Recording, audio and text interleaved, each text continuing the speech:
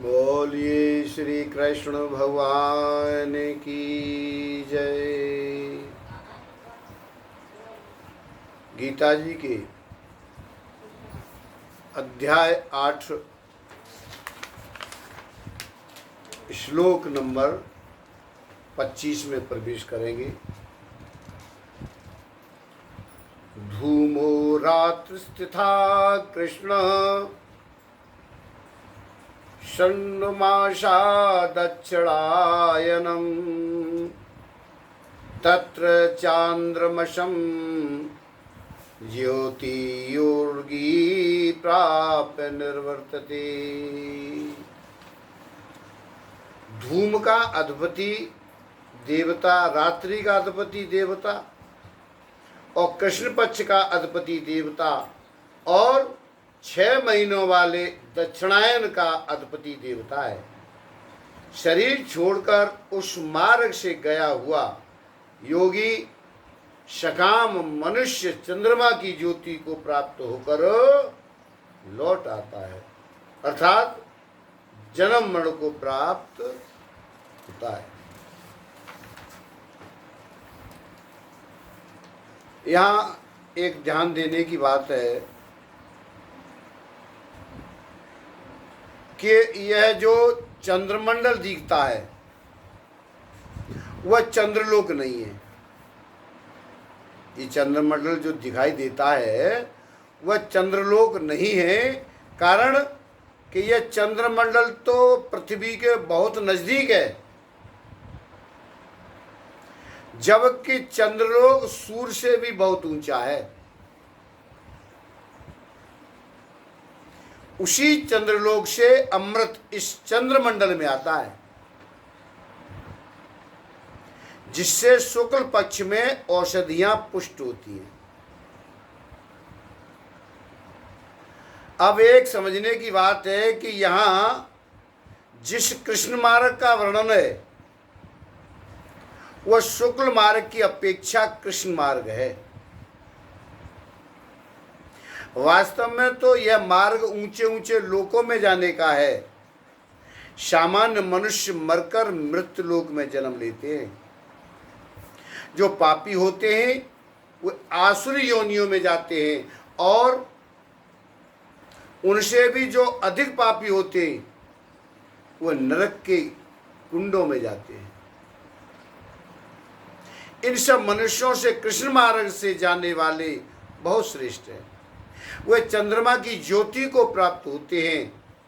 ऐसा कहने का यही तात्पर्य है कि संसार में जन्म मरण के जितने मार्ग हैं उन सब मार्गों से यह कृष्ण मार्ग उद्धर्व गति का होने से श्रेष्ठ है और उनकी अपेक्षा प्रकाशमय है। कृष्ण मार्ग से लौटते समय वह जीव पहले आकाश में आता है, फिर वायु के अधीन होकर बादलों में आता है, और बादलों में से वर्षा के द्वारा भूमंडल पर आकर अन्न में प्रवेश करता है। फिर कर्मानुसार प्राप्त होने वाली योनि के पुरुषों में अन्न के द्वारा प्रवेश करता है।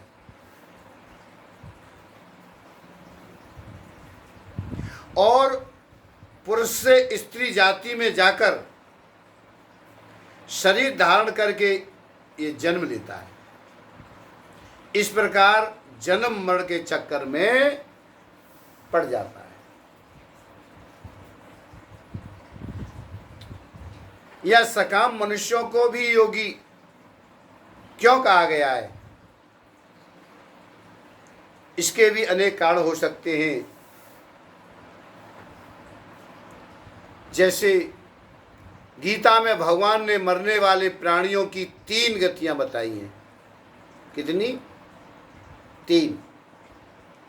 उधर्व गति, मध्य गति और अधोगति। गीता 14वें अध्याय का 18वां श्लोक।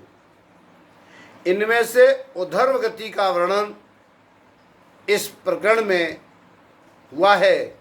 मध्य गति और अधोगति से उधर्व गति श्रेष्ठ होने के कारण या सकाम मनुष्यों को भी योगी कहा गया है।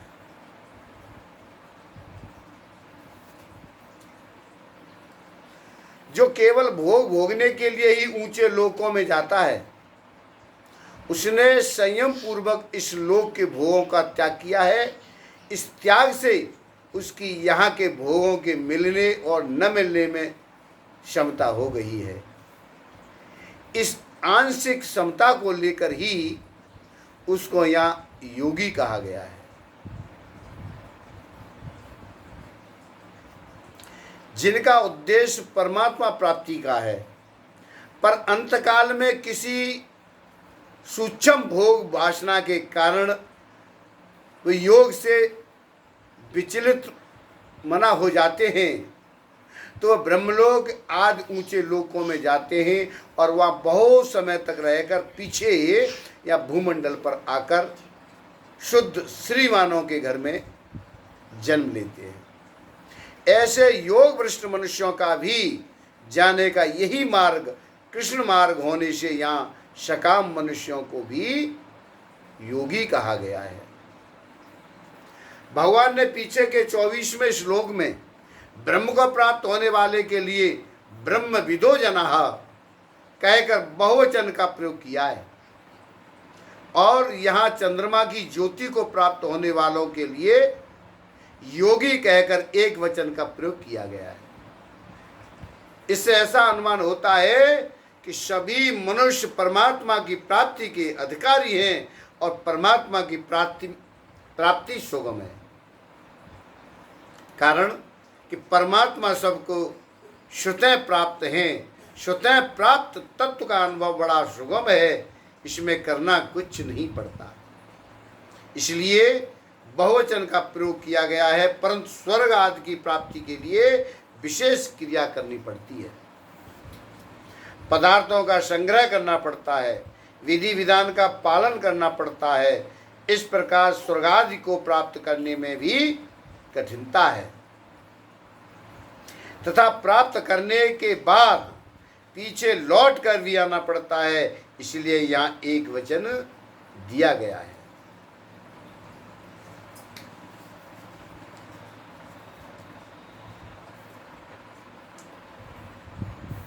और जिनका उद्देश्य परमात्मा प्राप्ति का है, परंतु सुख भोग की सूक्ष्म वासना सर्वथा नहीं मिटी है, वह शरीर छोड़कर ब्रह्मलोक में जाते हैं, और ब्रह्मलोक के भोग भोगने पर उनकी वह वासना मिट जाती है तो वह मुक्त हो जाते हैं। इनका वर्णन या 24वें श्लोक में भी हुआ है।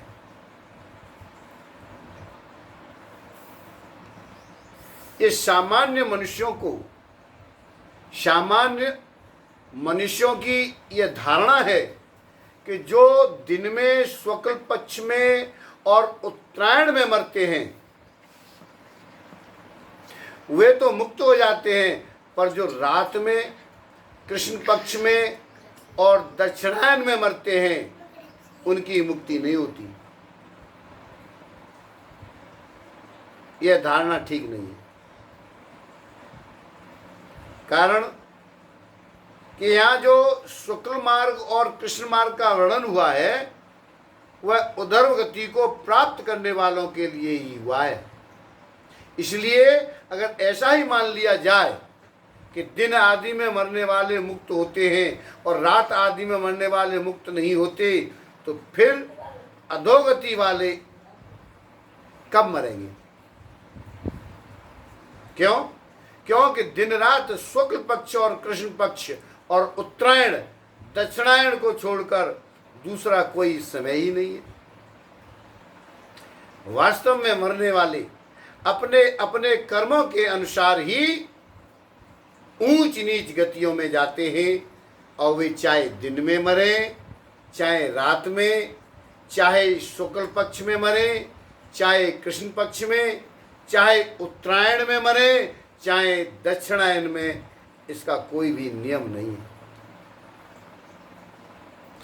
जो भगवत भक्त है, जो केवल भगवान के ही परायण है, जिनके मन में भगवत दर्शन की लालसा है, ऐसे भक्त दिन में या रात में, शुक्ल पक्ष में या कृष्ण पक्ष में, उत्तरायण में या दक्षिणायन में जब कभी शरीर छोड़ते हैं तो उनको लेने के लिए भगवान के पार्षद आते हैं। पार्षदों के साथ वो सीधे भवधाम पहुंच जाते हैं। अच्छा, अब यहां एक शंका हो रही है। यहां पर एक शंका होती है कि जब मनुष्य अपने कर्मों के अनुसार ही गति पाता है तो फिर भीष्म जी ने जो तत्वज्ञ जीवन मुक्त महापुरुष थे वो दक्षिणायन में शरीर ने छोड़कर उत्तरायण की प्रतीक्षा क्यों की? बहुत सुंदर बात है, ध्यान दें। इसका आप समाधान सुनिए। इसका समाधान यह है कि भीष्म जी भगवत धाम नहीं गए थे। वे धौ नामक वसु आजान देवता थे जो शाप के कारण मृत्यु लोक में आए थे। अतः उन्हें देवलोक में जाना था। दक्षिणायन के समय देवलोक में रात रहती है और उसके दरवाजे बंद रहते हैं। अगर भीष्म जी दक्षिणायन के समय शरीर छोड़ते तो उन्हें अपने लोक में प्रवेश करने के लिए बाहर प्रतीक्षा करनी पड़ती। ये इच्छा मृत्यु तो थे ही, अतः उन्होंने सोचा कि यहां प्रतीक्षा करने की अपेक्षा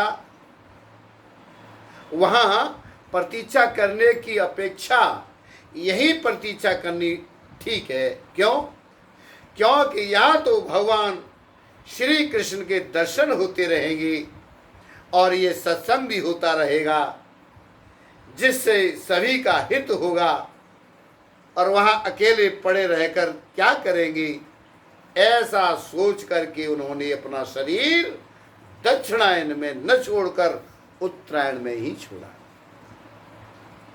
बोलिए श्री कृष्ण भगवान की जय।